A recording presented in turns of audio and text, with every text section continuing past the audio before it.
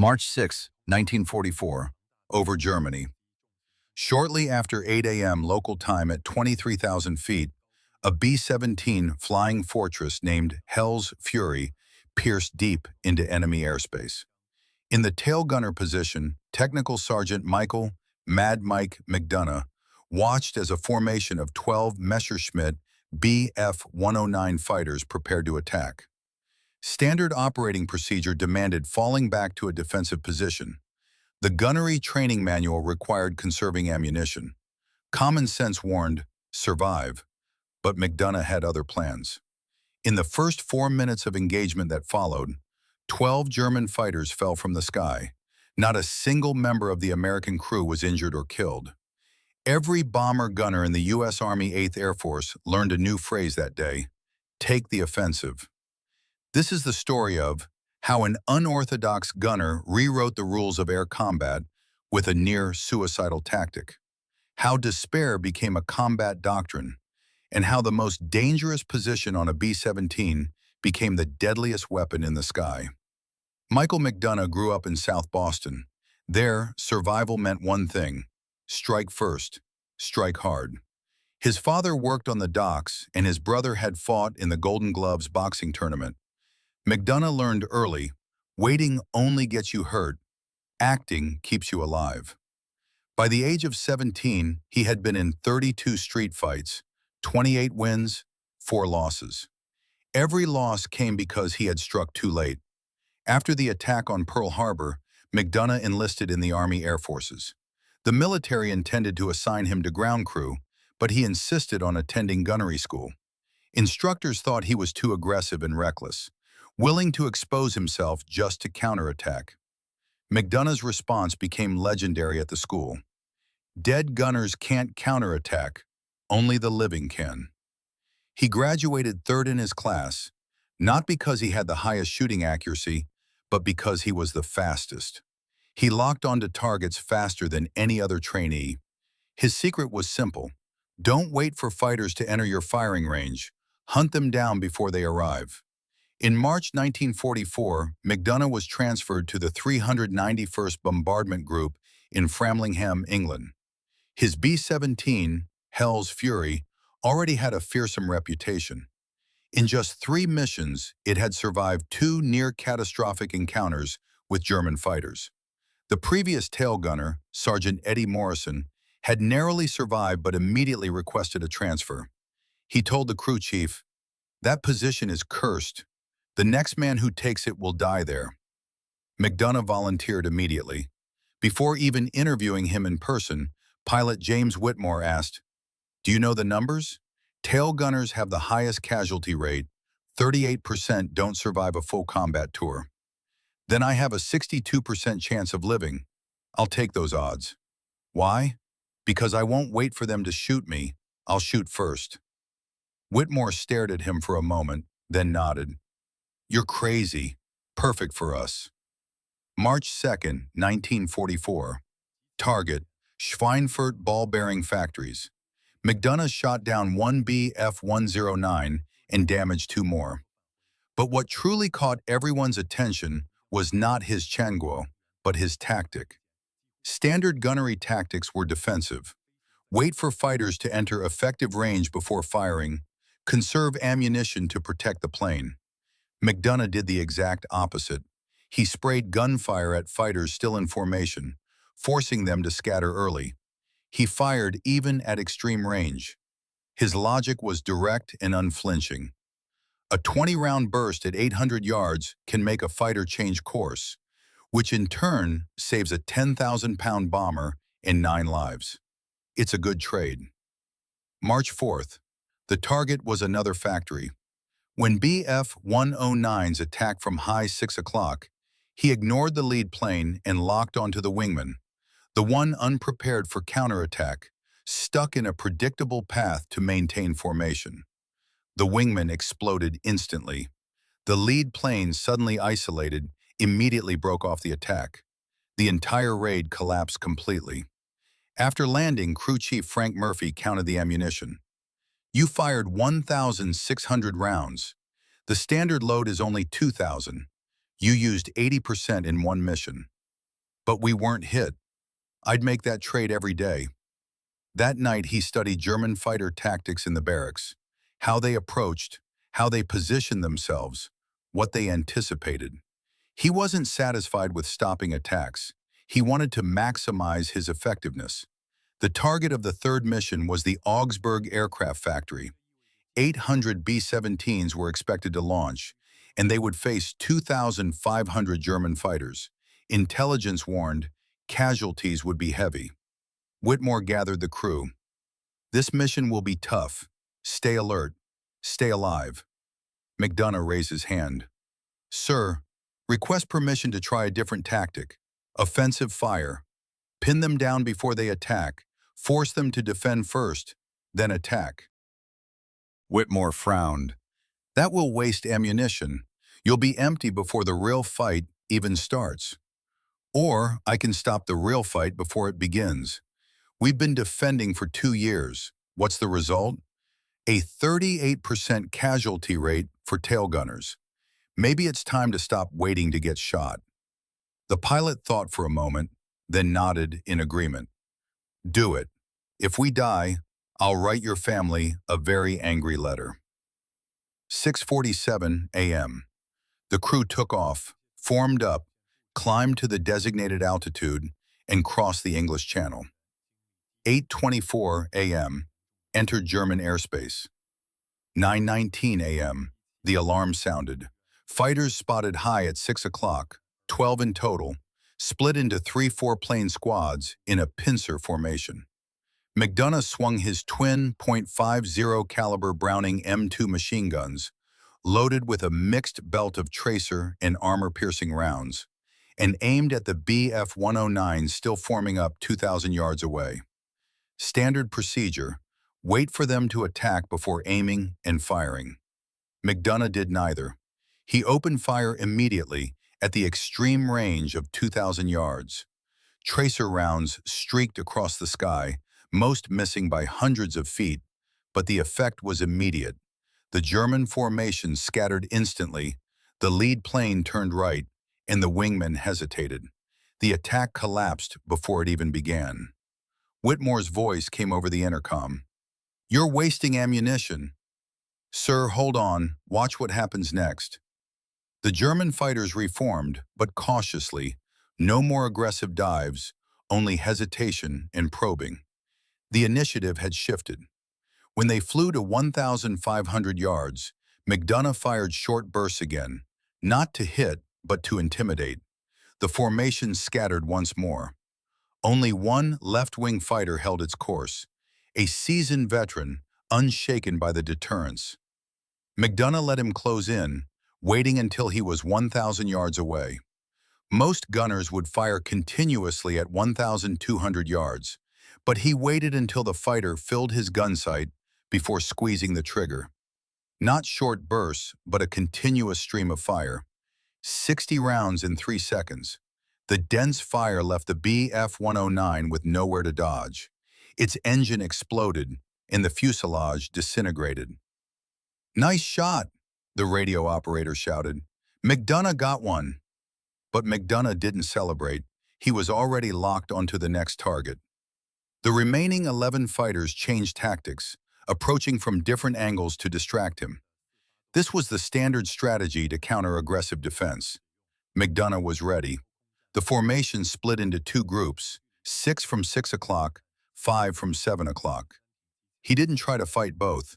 Instead, he concentrated all his fire on the 6 o'clock direction, completely ignoring the threat from 7 o'clock. Waist gunners, 7 o'clock is yours. I've got 6. Waist gunners Sergeant Tommy Price and Sergeant Carl Johnson opened fire on 7 o'clock. Mcdana focused on his sector. 6 fighters dived down. He aimed at the lead plane, hit it with 1 shot, and it exploded. The remaining 5 scattered briefly, and he immediately locked onto the new lead plane, firing again, another explosion. 3 Bf-109s fell in 30 seconds. The last 9 broke off the attack completely, not to retreat and regroup, but to flee at full speed. All to escape one tail gunner's position. Mcdana reloaded. 1,200 rounds fired, 800 left. Enough for one more sustained engagement or two short bursts. 15 minutes later, 18 fighters attacked. They had witnessed the fate of the first group and came prepared, attacking simultaneously from multiple directions, 6, 7, 5, and 4 o'clock, pouring suppressing fire from all rear arcs. Standard tactic: spread defenses to cover all angles, survive by evasion and luck. Mcdana chose, take the offensive. He ignored the attackers at 4 and 5 o'clock, leaving them to the other turrets, and poured all his fire on the 6 Bf-109s directly behind at 6 o'clock. Closing speed between the bomber and the fighters, 400 knots. He had only 7 seconds before the Germans reached firing range. He used every single one of those 7 seconds. Tracer rounds accurately covered their flight path. To dodge, the fighters had to break formation. The pilots chose to hold their course, a fatal mistake. At 800 yards, bullets hit the target, shattering the canopy and sending the fuselage flipping and crashing. 5 left, only 400 yards away. They would arrive in 3 seconds. Mcdana switched targets, acting on instinct, firing where the target would be in 2 seconds, not where it was. The second Bf-109 flew straight into the wall of gunfire. Its engine exploded in a ball of orange flame. The remaining 3 scattered immediately, no regrouping, just full-speed escape. "My God!" Whitmore's voice trembled. "Mcdana, 2 more in 3 seconds." Mcdana still didn't celebrate. He was reloading. His last belt, only 400 rounds left. And the mission was only halfway done. 10 minutes later, radar detected new contacts. 30 fighters plus 8 unbroken from the previous wave equals 38 total. Hell's Fury had drifted from the formation during the earlier attacks. The nearest friendly forces were 3 miles away, and P-51 escort fighters were out of range. They were completely alone. Mcdana checked his ammunition. 380 rounds. 380 rounds against 38 fighters. Mathematically, no chance of winning. Unless he changed the equation. "Sir, request permission to try a plan. Attack." Silence on the intercom. Then Whitmore's controlled voice came through. "Explain." "Those fighters are forming up for a coordinated attack. Give them 2 minutes and they'll hit us from all angles at once. We can't defend against that. But we can disrupt them, pin them down while they're organizing, force them to scatter before they're ready. You'll be out of ammunition in 30 seconds. Then every round has to count. Sir, when the enemy outnumbers you 20 to 1, defensive tactics don't work. The only chance is to attack while they're still vulnerable." Whitmore thought for 3 seconds, then made his decision. "Do it. If we die, I'll write your family a very angry letter." At 2,000 yards, the German formation was still organizing. Leaders determining the route, others moving into support positions. This was their most vulnerable moment. Mcdana opened fire. Not short bursts, not suppressing fire, but a continuous stream of maximum firepower. 150 rounds poured into the center of the formation in 8 seconds. Not aiming at specific planes, but at the core of the formation, the key area where fighters maintained discipline. The effect was immediate and devastating. 1 Bf-109 caught fire and crashed, and 2 others collided while evading. The 38 fighters dissolved into chaos, scattering in all directions. No coordination, no plan, only individual planes struggling to survive. Whitmore didn't finish his thought. He didn't need to. Everyone saw it. One tail gunner, with a suicidal assault, had broken the largest fighter raid they had ever seen. But Mcdana knew he had only bought time, maybe 2 minutes, maybe less. The Germans would regroup. They would be angry. They would be aggressive. The next attack would be fierce and violent. And he had only 180 rounds left. The Germans regrouped faster than expected, launching an attack just 90 seconds later. No more coordinated tactics, Only a swarm assault. 12 fighters dived from 6 o'clock at once. No formation, no strategy, only all-out attack. Mcdana chose his targets carefully, not the closest, not the most aggressive, but the psychological core of the swarm, the source of the fighter's courage. He fired 30-round bursts at 3 consecutive planes. All 3 were hit, 1 exploded, and 2 withdrew trailing smoke. The remaining 9 continued diving, closing into 400 yards. They would arrive in 3 seconds.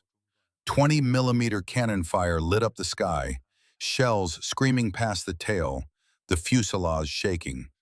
Mcdana kept firing. Precise bursts, mechanical and steady, no fear, no hesitation. Another fell, then a second. 5 left, range reduced to 200 yards, point-blank firing range. Mcdana could see the pilot's face, young, determined, professional. He pulled the trigger anyway. 2 exploded, and the remaining 3 withdrew at 100 yards. The risk of collision had exceeded the reward of a kill. Mcdana tracked the last one, squeezing the trigger. Nothing. The guns fell silent. All ammunition was gone. 180 rounds in 45 seconds. 6 kills in this single wave alone. The Germans knew the tail gun was silent. 27 of the original 38 remained. They attacked from low, direct 6 o'clock, an execution-style raid. Mcdana had no ammunition, no way to defend, but he had one weapon left: psychology.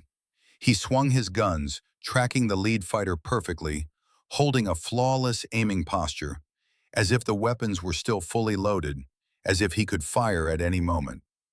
The German lead pilot saw it: twin .50 caliber Browning M2 machine guns, loaded with a mixed belt of tracer and armor-piercing rounds, locked onto him, barrels pointing straight at his canopy. He broke formation instantly, banking hard to the right. Instinct overwhelmed reason. Even knowing the guns might be empty, the primal fear of being targeted was deeply ingrained. The rest of the formation followed the lead plane, and the attack collapsed in an instant. Not because Mcdana could fire, but because they believed he could.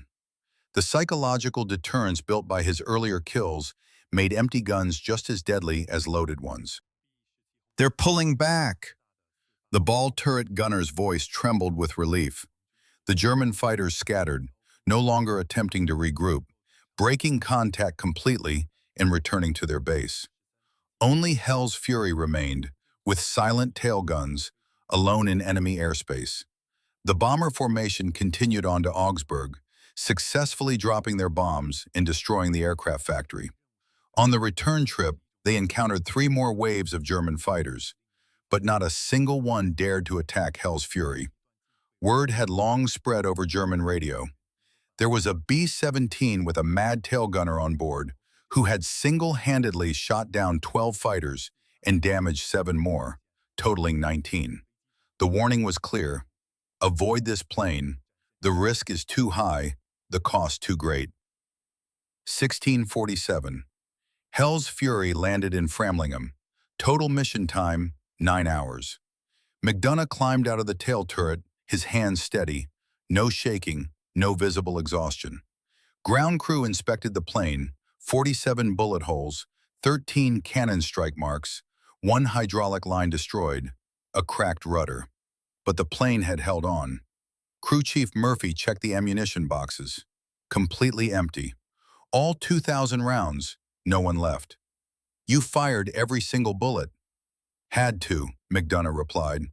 "There's no room for wasted rounds." Whitmore asked, "How many did he actually shoot down?" Combining crew testimony, radio intercepts, and visual confirmation from escort fighters, Murphy gave the answer: 12 confirmed kills, completed in the first 4 minutes of engagement in one mission. Including damaged planes, the total was 19. The news spread across the entire bomb group before sunset. Major General Frederick Anderson, commander of the U.S. Army 8th Bomber Command, visited in person, only to find Mcdana in the barracks, cleaning his guns. "I'm here to understand what you did yesterday." Mcdana laid out his tactical philosophy: offensive fire, psychological deterrence, attacking during enemy formation, seizing vulnerable moments before coordination is formed. Anderson didn't interrupt once.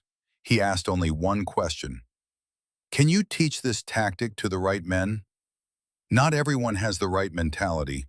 You need to train gunners to think like fighter pilots, see opportunities, not threats, prefer to attack actively rather than defend passively. Then find those men, Anderson ordered. I approve a special training program.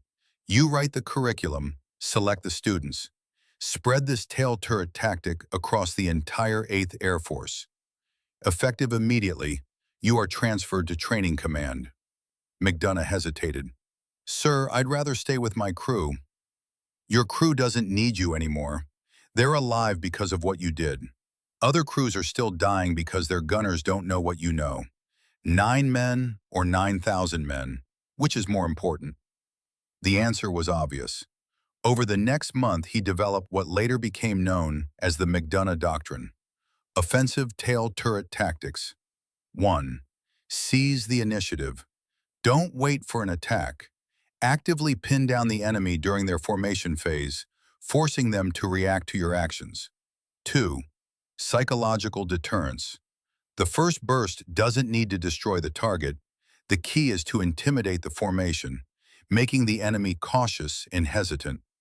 3. Concentrate firepower. When outnumbered, don't spread your fire thin. Pour all your fire on the most dangerous sector and trust your teammates. 4. Conserve ammunition through offense. Using 30 rounds to scatter 12 fighters is more efficient than 300 rounds firing at scattered targets. The cost of prevention is far lower than the cost of response. 5. Accept risk. Tail gunners already face an extremely high casualty rate. While active tactics increase exposure risk, they reduce overall losses. Personal risk gives way to collective survival. The doctrine faced resistance at first. Traditional gunners called it reckless, commanders worried about wasted ammunition, and conservative instructors labeled it suicidal. But the numbers don't lie. Before March 1944, average casualty rate, only fatalities excluding injuries and missing personnel, for tail gunners in the 8th Air Force, 38%. After June 1944, casualty rate, only fatalities, excluding injuries and missing personnel, dropped to 20%. Same missions, same enemies, only the tactics changed. The casualty rate decreased by 18%. German attack success rate, March, 52% of planned attacks completed. June, dropped to 27%. More than half of all German attacks were forced to abort before reaching their targets. German pilots began deliberately avoiding bombers using the new active tactics. Radio intercepts showed squadron leaders warning their subordinates, stay away from certain American formations, a tactical advantage won entirely by reputation. From March to October 1944, Mcdana trained 300 tail gunners. His course emphasized mental preparation as much as technical skill. His catchphrase became part of the doctrine. You feel fear when you react. You gain confidence when you act first. About 30% of students were eliminated, unable to overcome their defensive instincts, unable to embrace aggression. Those who successfully graduated later became legends. By the summer of 1944, the German Air Force added a special chapter to its training manual, Countering Aggressive American Gunner Tactics. The advice was simple: avoid them, find easier targets. Mcdana's personal combat career came to an end on March 6, 1944. He never flew another combat mission. He spent the rest of the war in charge of training. After the mission, Mcdana was promoted to staff sergeant for his heroic achievements and immediately transferred to training command. Conservative estimates, the Mcdana Doctrine saved 300 American bombers and 3,000 crew members. After the war, he returned to Boston and worked as a construction worker, never speaking about the war. In the 1960s, a reporter found him, but he refused to be interviewed. "I just did my job. The other 300 gunners I trained did the same. Their stories are the ones worth telling." Michael Mcdana died in 1998 at the age of 76. His obituary in the Boston Globe mentioned only one line: "Tail gunner in the 8th Air Force developed new tactics." No mention of shooting down 12 fighters in the first 4 minutes of engagement. No mention of training 300 gunners. No mention of saving 3,000 lives. And not even a hint that this street fighter from Boston had rewritten air combat doctrine for every nation that studied his tactics. Only 17 people attended his funeral, mostly family and 2 comrades in arms. No military honor guard, no 21-gun salute, just a quiet ceremony.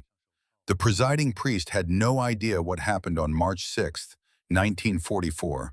No idea about the Mcdana Doctrine. No idea he was burying a man who had changed the course of aerial warfare. But the other tail gunners knew. The night before, in a bar in South Boston, veterans gathered informally. They raised their glasses, told stories, and honored the man who had taught them to shoot first and scare off the bastards who tried to kill them. 74-year-old Bailey delivered the toast. Mike Mcdana never thought he was special. He just did his job well. But his job saved 3,000 of us. Every bomber that returned because the Germans aborted their attack. Every gunner who lived because he learned to attack instead of defend. Every mission that succeeded because the enemy dared not come close. That's Mike's legacy. Not 12 kills, 12,000 lives. Today, the Mcdana Doctrine remains a standard part of modern air combat training. Fighter pilots learn active engagement. Transport gunners study psychological deterrence. And even modern missile defense systems incorporate the concepts of early containment and disrupting coordination. Those 4 minutes of initial engagement on March 6, 1944, have long transcended a single battle. One tail gunner, 12 enemy planes, turned defense into offense, reaction into action, and a street fighter from Boston proved survival isn't about hiding, but about making the enemy afraid to fight you. Michael Mcdana fired 2,000 rounds, destroyed 12 planes, saved 3,000 lives, and changed the way wars are fought forever. He wasn't born special. He just refused to wait for death to come to him. He chose to take the offensive.